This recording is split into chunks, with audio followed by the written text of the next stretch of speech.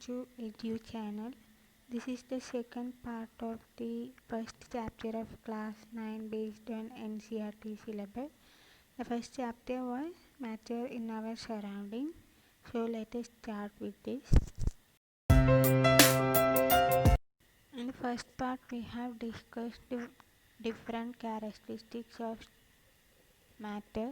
In this section we are firstly discussing the states of matter. Matter in around us exists in three different states, such as solids, liquids and gases. These are the three different states in our surrounding. These states of matter arises due to the variation in the characteristics of particles of matter. Firstly, we are discussing about the solid state. Consider articles like pen, book, needle and a piece of wooden stick. We can see that each of them have a definite shape, distinct boundaries and a fixed volume. If we hammer, pull or drop these articles, they may break, and also these articles are not able to diffuse into each other. If we try to compress these articles by applying force, we cannot compress them, but sometimes they may break. Solids have a tendency to maintain their shape when they subject to outside force, that is, they will not be changing their shape. Solids may break under force, but it is difficult to change their shape, so they are rigid. What about a rubber band? Can it change its shape on stretching? Is it a solid? A rubber band is a solid. A rubber band changes shape under force and regains the same shape when force is removed. If excessive force is applied, it may break. And consider another example. Consider sugar or salt kept in jar. They are solid. The shape of each individual sugar or salt crystal remains the fixed whether we take it in our hand, put it in a plate or in a jar. Isn't it?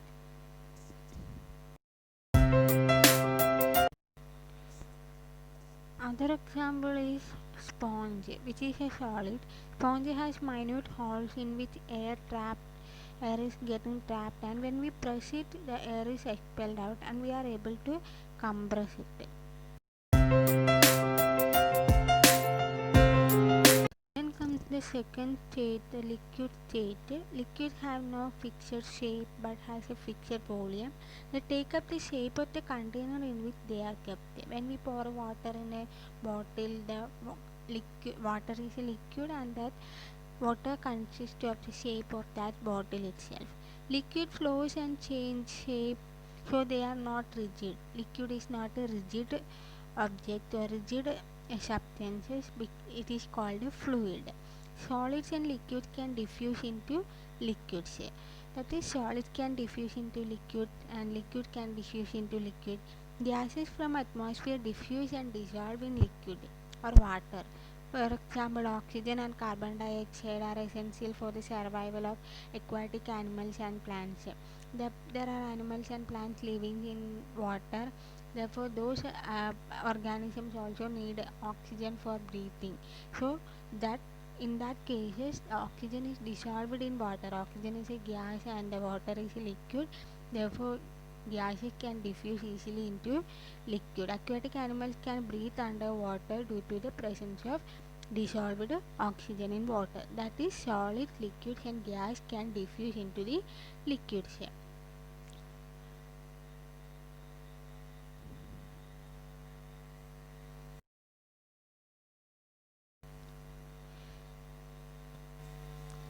The rate of diffusion of liquid is higher than that of solids.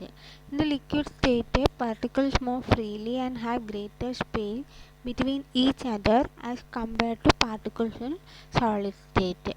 In liquid state, particles are free to move and have a greater space between each of the particles. But in solids, all are closely packed or closely attached. Okay.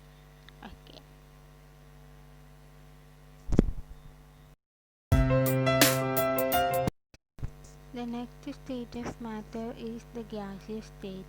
Gases are highly compressible as compared to solids and liquids, and due to high compressibility, large volume of gas can be compressed into small cylinder and transported easily. That is, gas is more compressible than solids and liquid, so we can compress a large volume of gas into small.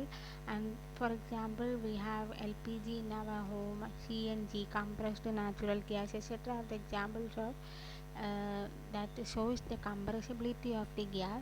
The smell of not cooked food reaches us in seconds. Due to high speed of particles and large space between them, gases show the properties of diffusing very fast into other gases. When we are cooking food, we need not go inside the kitchen, because we will get the smell from outside the kitchen also, because the smell or the vapor from the food that is spread through the air. That is, the property is high speed of particles and a large space between them. Gases show the property of diffusing very fast into the other gases. In gaseous state, the particles move randomly about at a very high speed. Here, the particles are randomly moving, free moving particles in case of gaseous state. Due to random movement, particles hit each other and the walls of the container. If a gas is packed in a container, it is moving randomly, so it may hit the walls of the container. At that time, the pressure exerted by gas is because of the force exerted by gas particle per unit area on the walls of the container. So what is pressure? Pressure means what is the pressure? What is pressure? Pressure means it is the force exerted in a unit area. Force exerted in a unit area is the pressure. Okay.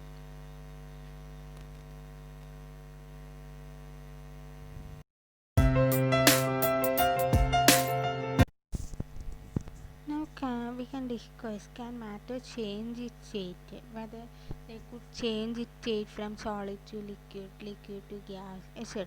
This type of topic is being discussed here. We know water exists in three different states, in in the form of ice, that is solid state, in the form of water, that is liquid state, and in the form of water vapor, that is gaseous state. In the section Can the Matter Change its State, we are firstly discussing the effect of change of temperature. On increasing the temperature of solids, the kinetic energy of the particle also increases. Due to increase in kinetic energy, the particles start vibrating with a greater speed. We know that when temperature is increased, the particles will start vibrating. The energy supplied by heat overcomes the force of attraction between the particles. When we kinetic energy is increased, the force of attraction is reduced. The particles leave their fixed position and start moving freely. They change their position and start moving freely. A stage is reached when the solid melt and is converted into liquid. In case of solid, the next state is liquid. Solid is firstly converted into liquid. Therefore, we say that there is a change in position of particles when temperature is increased. That is lead to the more kinetic energy, and this due to this kinetic energy, the particles will move freely. Point in this section is melting point. What is melting point? The minimum temperature at which a solid melts to become a liquid at the atmospheric pressure is called its melting point. Melting point indicates the strength of force of attraction between its particles. Melting point means at that point the solid changes into liquid. That is the strength of the attractive force between the particles is indicated by this melting point. The melting point of ice is denoted by 273.15 Kelvin. Important point is fusion. The process of melting of solid into liquid state is known as fusion. During the process of melting, the temperature of the system does not change after the melting point is reached. After the melting point is reached, there won't be any change in temperature. This heat gets used up in changing the state by overcoming the force of attraction between the particles. That is, when solid is changing into liquid, there we cannot see the temperature rise in the liquid. But where does the heat go? This heat is being used up for changing the state by overcoming the force of attraction between the particles. What is latent heat? The heat energy is absorbed by eye without showing any rise in temperature. It is considered that it gets hidden into the content of the beaker and is known as latent heat. Latent heat means it is the we cannot see any change in temperature when an ice is melting into liquid. That is, there is no rise in temperature in the liquid state. This is uh, the heat used up is being hidden.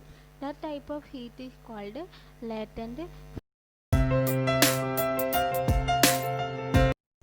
The next topic is latent heat of fusion. The amount of heat energy that is required to change 1 kilogram of a solid into liquid at atmospheric pressure at its melting point is known as latent heat of fusion. Here we have discussed already latent heat. What is latent heat? Then next come latent heat of fusion. Here it means that it is the energy required to change 1 kilogram of solid into liquid at atmospheric pressure at its melting point. Such a heat is called a latent heat of fusion because the solid particles is melted to form liquid. That is a process of fusion. The amount of heat energy for converting solid into liquid, that is the latent heat of fusion. Then the next important point to note is that particles in water at 0 degree Celsius have more energy than those particles in the ice state or solid state. Therefore, the particles in liquid state at 0 degree Celsius have more energy than those in the solid state. When we supply heat energy into water, particles start moving even faster. When we boil water, when we are heating water, we can see that more energy is transferred to water and the particles of water will start moving. At certain temperature, a point is reached when the particles have enough energy to break free from the force of attraction of each other. When we are heating water, we can see at first there will be no change in surface of water or the uh, particles of water. Later, after when heat is increased or heating is continued, we can see there may be bubbles coming up in the water surface. At this temperature, the liquid starts changing into gas. During that temperature, what is happening? The state of matter is changed. The liquid is changing into gaseous state. The temperature at which a liquid starts boiling at atmospheric pressure is known as boiling point.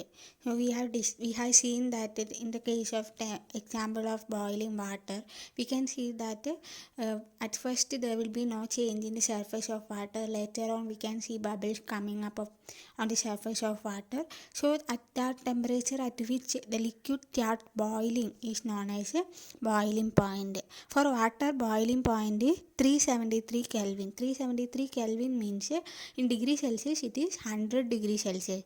100 degree Celsius to convert into Kelvin, we just had to add it with a 273. For converting degree Celsius into Kelvin, we have to just add 273 with the degree Celsius value. For example, 100 degree Celsius means 100 plus 273 is equal to 373 Kelvin. Particles in steam, that is water vapor at 100 degrees Celsius, have more energy than water at the same temperature. When we are comparing water vapor and water, we can see that more energy is in the case of particles of water vapor. So we can say when we are getting boiled with hot water or when we are getting boiled with steam, we will be burnt easily by, we will be getting burnt more by steam. Okay. Particles in steam have absorbed extra energy in the form of latent heat of vaporization. Particles in steam have absorbed more extra energy in the form of latent heat of vaporization. Why we say that steam has more energy than water, boiled water? Because more energy is being absorbed by the particles of steam.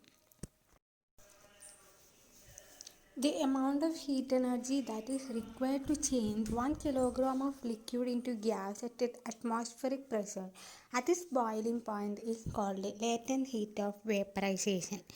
We have already discussed latent heat of fusion. In that case, the heat is used to change solid into liquid at the melting point.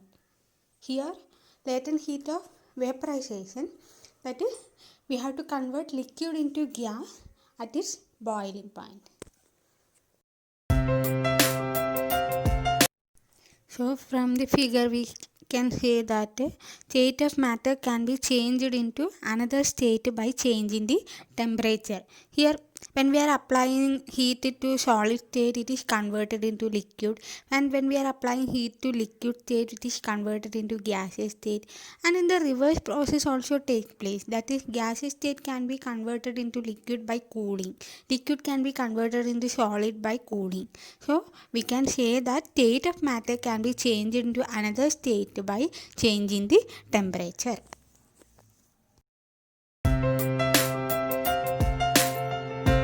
So far we have discussed the change of state from one state to another, that is solid to liquid, liquid to gas.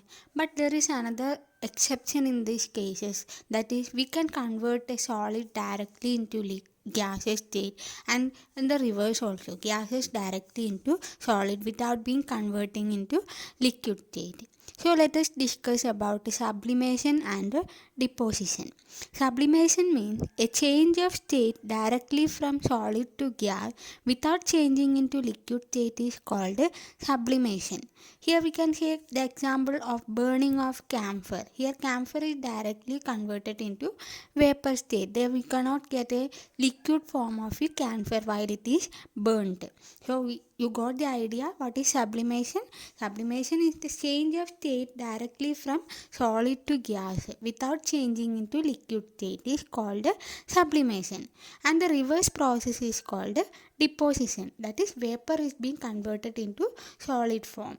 The direct change of gas into solid without changing into liquid is called deposition.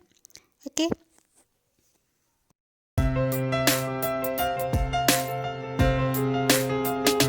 Discussing the remaining portions like effect of change of pressure and what is evaporation, factors affecting evaporation, and simple points related to evaporation we will be discussing in the next video. So do like this page, subscribe this channel and share it to your friends if you find it very useful for your study.